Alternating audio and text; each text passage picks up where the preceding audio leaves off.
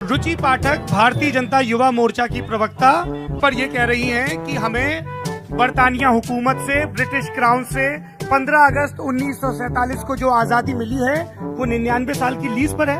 Hello guys, welcome back to another video. तो कैसे हैं आप सब लोग? खूब आप सब ठीक होंगे। तो गाइस, आज का हमारा रिएक्शन है कुछ ऐसे ही अंधभक्तों के ऊपर जो ये कहते हैं कि हमें आज़ादी 2014 के बाद ही मिली है। ऑफ कोर्स वो आजादी नहीं थी, वो भीख थी, और जो आजादी मिली है वो 2014 में मिली। जिस राह पे तुम चल रहे हो बेटा, एक दिन बुरी तरह फंसोगे। कंगना रनावत कहती हैं कि हमें आज़ादी 2014 के बाद मिली है। तो नेताजी सुभाष चंद्र बोस ने और गांधी जी ने और बाकी जितने भी हमारे जवान शहीद हुए हैं देश के लिए, उन्होंने क्या किया है? मैं पूछना चाहता हूं कि कहां से लाते हो इतनी अंधभक्ति मोदी जी के लिए। अंधभक्ति इतनी सर पे सवार हो गई है कि उनको सही गलत भी समझ में नहीं आता कि क्या सही है और क्या गलत है। तो आइए देखते हैं कुछ ऐसे ही अंधभक्तों की वीडियो और करते हैं reaction. Let's start. Kangana Ranaut जैसे लोग हैं जो हमारे फ्रीडम फाइटर्स को डिसरिस्पेक्ट करते हैं, ये कहकर हमें असली आजादी तो सिर्फ 2014 के बाद मिली। आजा संडास दिखाता हूँ।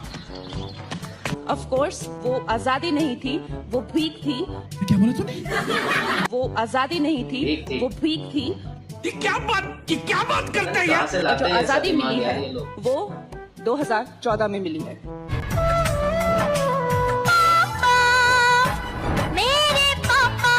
हकीकत है भाई। यही नहीं, अभी और सुनिए।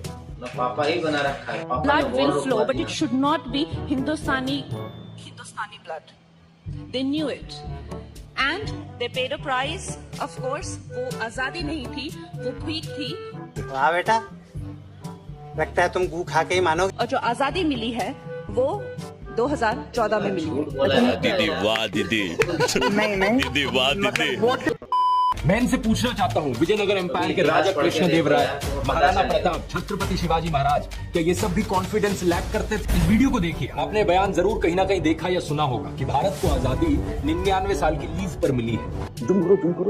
99 साल की लीज पे हाँ, ये जो आजादी हुई है ये 99 साल की लीज पर है। भारत कंप्लीटली आजाद नहीं है। पिक्चर चालू करो बे। साक्ष्य तो ये भी है कि जब कांग्रेस की सरकार थी तब भी वो चाहते थे कि एयर इंडिया का डिसइन्वेस्टमेंट हो जाए।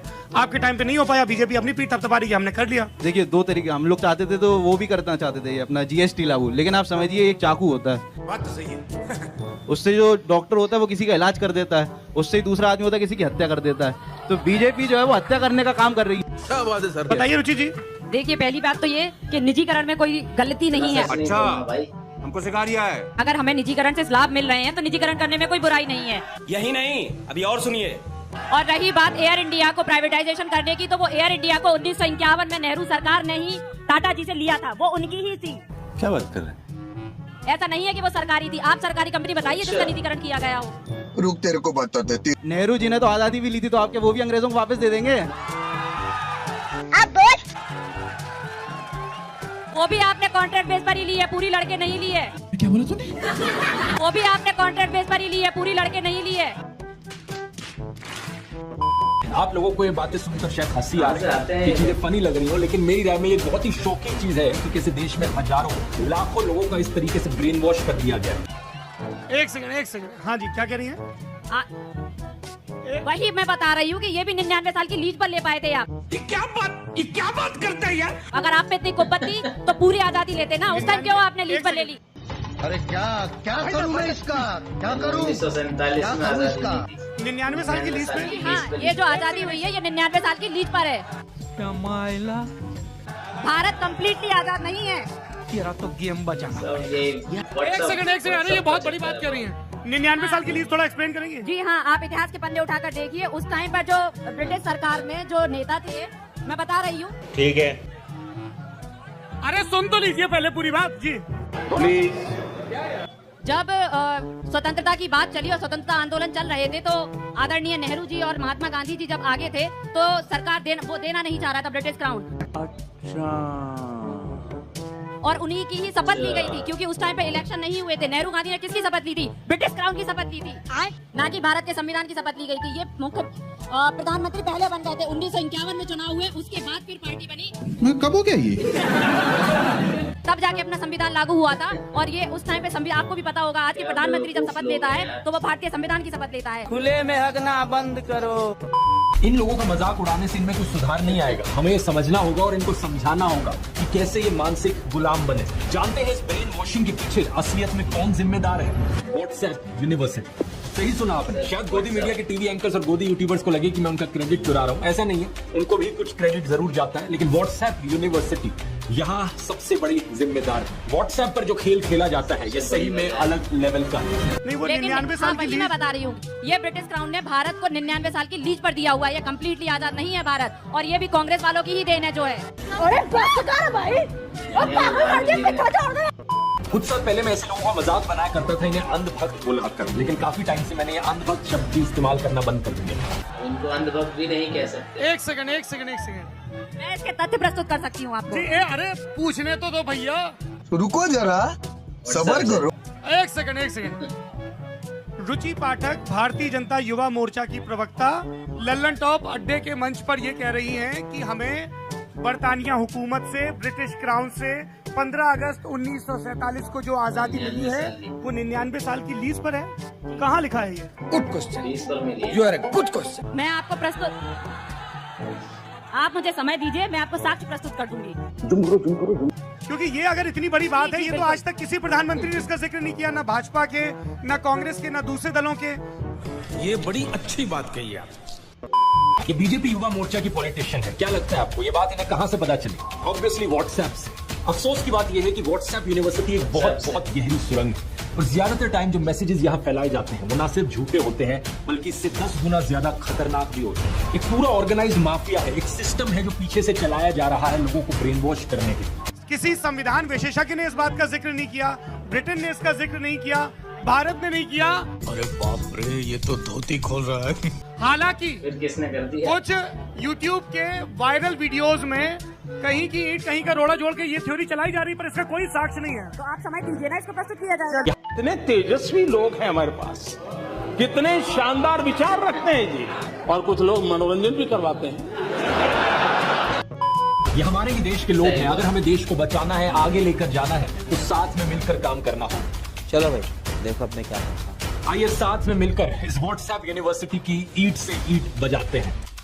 आइए देखते हैं, मजा आएगा। मैंने सुना है कि बीजेपी आईटी सेल में करीब 10,000 के आसपास लोग हैं जो इस पूरे माफिया को चला रहे हैं, लेकिन हम लोग दोस्तों साथ में मिलकर 1.5 करोड़ से ज्यादा लोग हैं। बीजेपी आईटी सेल वाले तो मजदूरी के लिए काम करते हैं, कुछ चंद पैसों के लिए।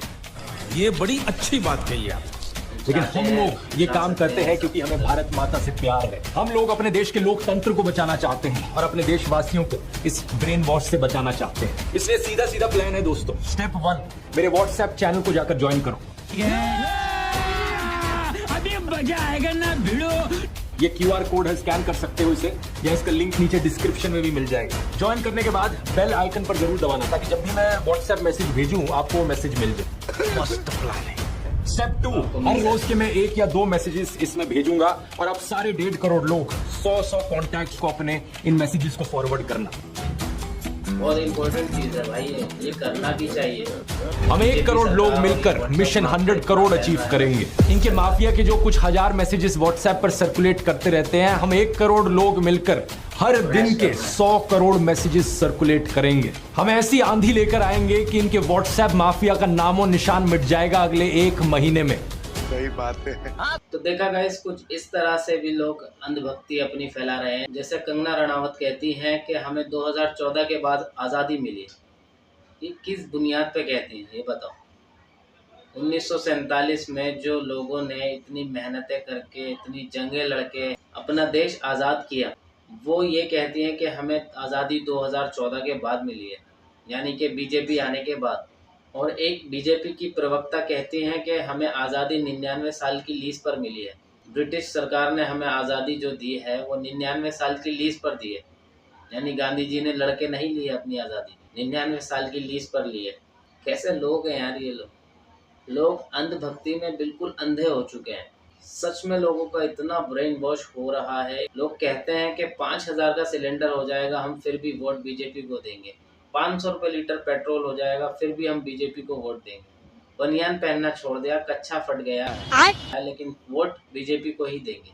ये कैसी सोच है लोगों की। आप अपना वोट दीजिए, सोच समझ के दीजिए, और किसको देना है ये आप ज़्यादा बेहतर जानते हैं। आप अपने देश से मोहब्बत करते हो, अपना वोट मत बेचो। आई होप आपको मेरे रिएक्शन के साथ साथ ये सब फैक्ट्स भी समझ आए होंगे। उम्मीद करते हैं आपको वीडियो पसंद आई होगी। बाकी वीडियो को like, comment, share and subscribe ज़रूर करें। मिलते हैं एक ऐसी अच्छी इंटरेस्टिंग वीडियो के साथ, तब तक के लिए